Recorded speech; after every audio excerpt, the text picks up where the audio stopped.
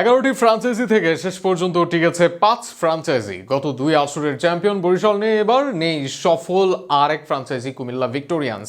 কিন্তু 5 দলের এই আসরে কি লাভবান হবে বিসিবি নাকি ক্ষতি হবে বাংলাদেশের ক্রিকেটের? 5 দলের বিপিএল এর আছে যেমন ভালো দিক, তেমনি আছে খারাপ দিকও। সেসব ভালো মন্দের আলোচনা নিয়ে থাকছে প্রতিবেদন। 6 দল নিয়ে শুরু হয়েছিল বাংলাদেশ প্রিমিয়ার লিগ বিপিএল। এরপর দলের সংখ্যা ঠেকেছে 7-এ গিয়ে। সেই 7 দলের মাঝে অনেক দল পরিবর্তন হয়েছে, এসেছে যেমন অনেক দল, বাদও পড়েছে অনেক।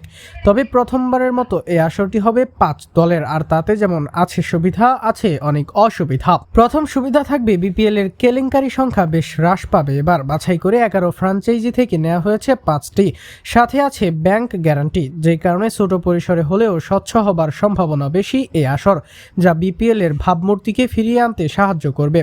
দ্বিতীয় সুবিধা থাকবে বিদেশি খেলোয়াড়। এমনিতে বিপিএল চলাকালীন নানা লিগ থাকে, ভালো মানের খেলোয়াড় পাওয়া যায় না, যে কারণে যদি কম দল থাকে সেই ক্ষেত্রে খুব বেশি চাহিদা থাকবে না। আর এবার খানিক আইপিএল এর সাথে সংঘর্ষ বাদে অনেকটা ফ্রি সময়েই অনুষ্ঠিত হবে বিপিএল, যে কারণে প্রতি দলেই এবার দেখা যেতে পারে ভালো বিদেশি।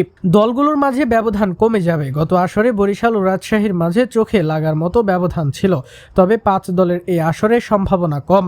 সেই ক্ষেত্রে সব দলেই থাকবে সমান সমান, যাতে খেলা হবে উত্তেজনাকর, যা বাড়াবে টুর্নামেন্টের আমেজ।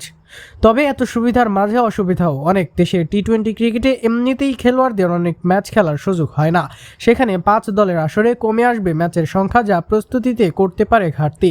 এর বাইরে 7 দলের মাঝে যেমন সেরা 4-এ যাওয়ার লড়াই থাকতো, 5 দলের মাঝে সেই লড়াইটা বেশ কমে যাবে, যার ফলে খেলোয়াড়দের মাঝে নিজেদের সেরাটা দেওয়ার মানসিকতা কমে যেতে পারে। 5 দলের আসরে হয়তো বিদেশি খেলোয়াড় ভালো পাবে দল, তবে অনেক দেশি প্রতিভাবানরা সুযোগ পাবে না। বিপিএল এর মূল উদ্দেশ্য টি-20 ক্রিকেটে মানসম্পন্ন খেলোয়াড় বের করা, সেটা থেকেই বঞ্চিত হতে পারে দেশের ক্রিকেট। সবকিছু মিলিয়ে 7 দল থেকে 5 দলের আসর হওয়ায় একদিকে যেমন বিপিএল এর মান পুনরুদ্ধার হওয়ার সম্ভাবনা থাকবে, আবার অন্যদিকে বিপিএল কে ঘিরে নতুন খেলোয়াড় পাওয়ার সম্ভাবনা কমে যাবে।